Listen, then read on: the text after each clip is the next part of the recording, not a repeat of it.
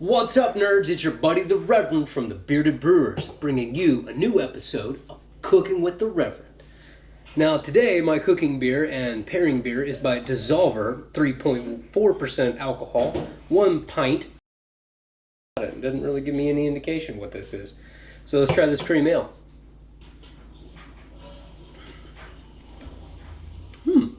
Crisp, bright, malty, kind of biscuity flavors. Easy drinking beer. I mean, definitely a crushable beer.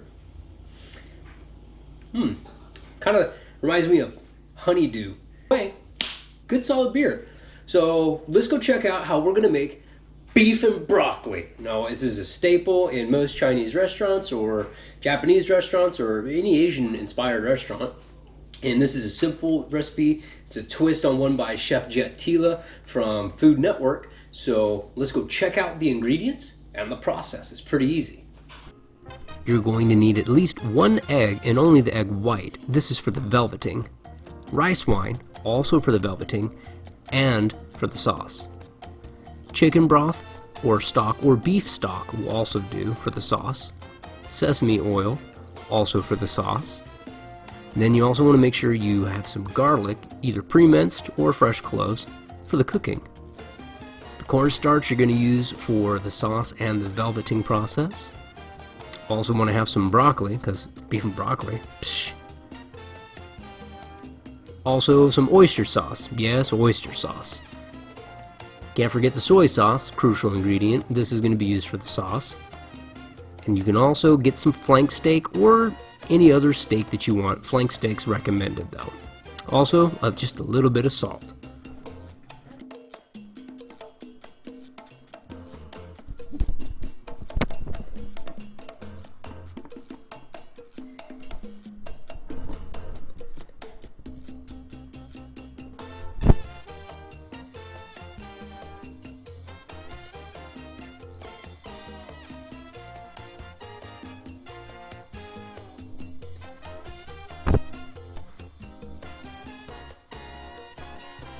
Next, you're going to get 1 tablespoon of cornstarch.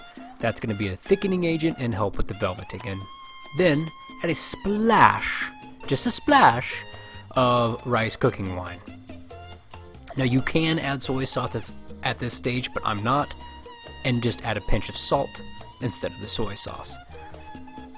You can use kosher salt or coarse salt, doesn't matter, and then give it a good old whisk. Just mix it all around. It looks clumpy and gross, kind of like snot right now, but just hang in there. There we go. That's what it needs to look like, kind of frothy and foamy. And that's when it's time to go ahead and start slicing the beef. Now, if you remember the tip from last time, freeze your beef before so you can get a thinner slice.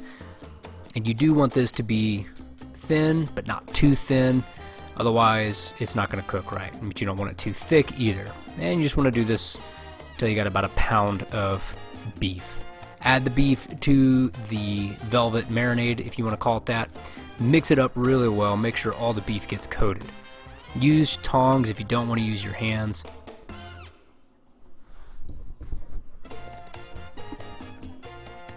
Once you have the beef completely covered, you want to go ahead and grab some press and seal or saran wrap, cover it, and place in the refrigerator, not the microwave, and for about anywhere from 30 minutes to an hour.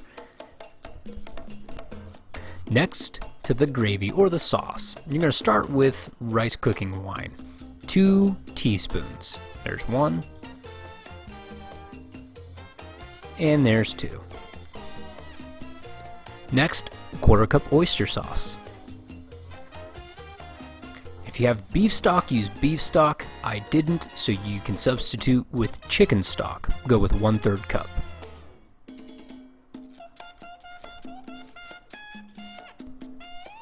Next, you want to go ahead and add a teaspoon of cornstarch. Cornstarch is a thickening agent and will help give you that gravy.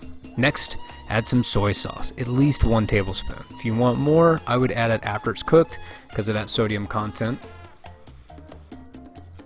And last but not least, sesame seed oil. If you really want to jazz things up, you can also add some spicy sesame seed oil to this. Once you've put it all together, whisk it up. Mix it really well. That way you got the cornstarch in there and it turns into kind of a solid brown gravy. And then you're done. Next, start chopping up your broccoli. Don't cut the pieces too small, don't cut them too big. Just get them right in the middle there. Once it's all chopped, go ahead and get a microwave safe dish. I'm using a glass bowl. Cover it with saran wrap, poke some holes in it, and put it in the microwave for 2 minutes. Then move on over to the wok, and you want to add 2 tablespoons of canola oil, peanut oil, or vegetable oil. Any one of those will do. Just remember, you don't want to use olive oil, flash point, all that stuff. Get your wok on high, wait till you see a little bit of white smoke coming up. That's how you know it's at the right temperature. Then go ahead and add your garlic. You want to go ahead and do 2 cloves of garlic, minced. Then add the beef. Once you have the beef inside the wok, you want to go ahead and use your spatula, wooden spatula, metal tongs, something to prevent ruining your wok. You just want to have a good sear on the beef. You don't want it to be cooked all the way through just yet. Then grab your broccoli after a minute and throw that into the wok. Now freeze frame and add that delicious broccoli and beef gravy. Make sure that you get it in there, and then you want to stir up the beef and the broccoli inside the skillet. Don't be afraid to get in there and scrape things around.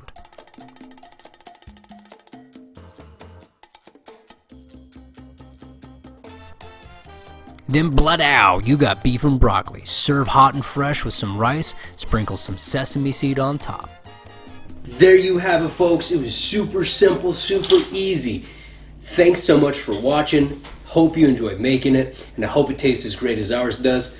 So thanks, as always. Subscribe, like, mash that button, all that stuff, none of that stuff, whatever you want to do. I got a kid crawling on the floor. And anyway, have fun. Thanks a lot, guys.